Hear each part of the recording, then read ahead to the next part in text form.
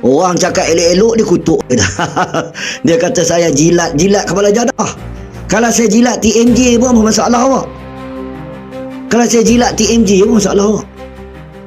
Isteri saya orang Johor, orang Pontian. Mana masalah awak? Betul tak? Biar jilat raja daripada jilat Fuad Zarkasi. Siapa pula koyak awak ni, Samsiah? Saya bukan koyak. Awak tak pernah masuk ke channel TV Terjah ni, Samsiah. Memang saya perangai gini. Ada kata saya koyak. Apa pula awak ingat saya koyak? Saya tak ada koyak lah. Saya bukannya budak sunat laser. Tengok profil saya, siapa saya cari. Klik dekat bio profil tu. Tengok blog cucu Mak Kilau. Apa kata saya koyak? Saya cakap elok-elok. Akur lah. Saya Pontian kecil dekat jalan pergi ke rimba terjun. Isteri saya situ. Jadi tak salah saya nak. Sama juga di negeri Pahang, saudara. Di negeri Pahang, awak tengok di negeri Pahang ya. Di negeri Pahang, Sultan Pahang. Awak tengok Sultan Pahang kadang-kadang dia bagi tahu bagus kerajaan negeri ni, pimpinan Tok Wan, Datuk Seri Wan Haji Wan Rosdi ni bagus, meningkatkan ekonomi negeri. 4 tahun berturut-turut dapat hasil cukai sehingga mencecah 1 bilion. Dan kalau dia cakap macam itu, takkan awak rakyat, oi, Tuanku Sultan nampaknya puji UMNO punya pemerintahan di Pahang. Tak? Kalau awak nak attack raja, awak akan kata Istana Pahang sokong UMNO. Mana boleh, istana kena neutral. Awak berat tu lah.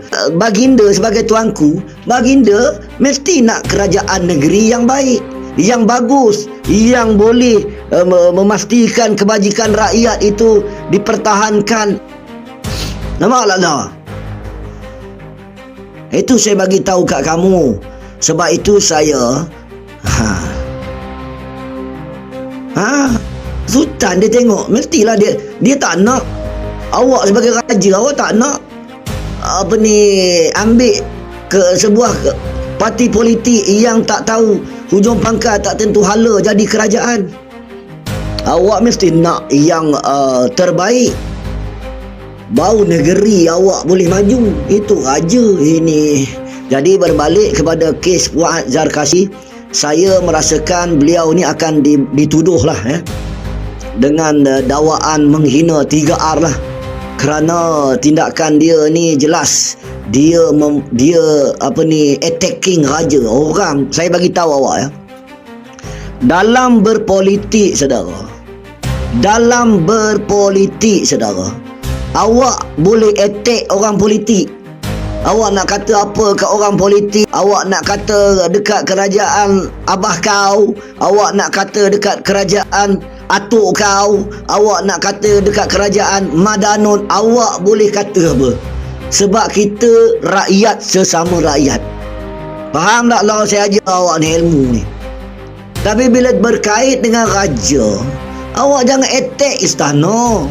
Kalau awak attack istana, raja ni payung rakyat. Kalau awak attack istana, awak dah tak hormat institusi raja. Ini pula dia buat tuduhan raja cucuk hidung Menteri Besar Johor. Beratlah. Jadi saya harap pihak polis, pihak berkuasa ambil tindakan tegas kepada saudara Fuad Zarkasi ni. Kerana saudara Fuad Zarkasi jelas membuat penghinaan, membuat tuduhan liar, jelas menjatuhkan maruah institusi raja di negeri Johor.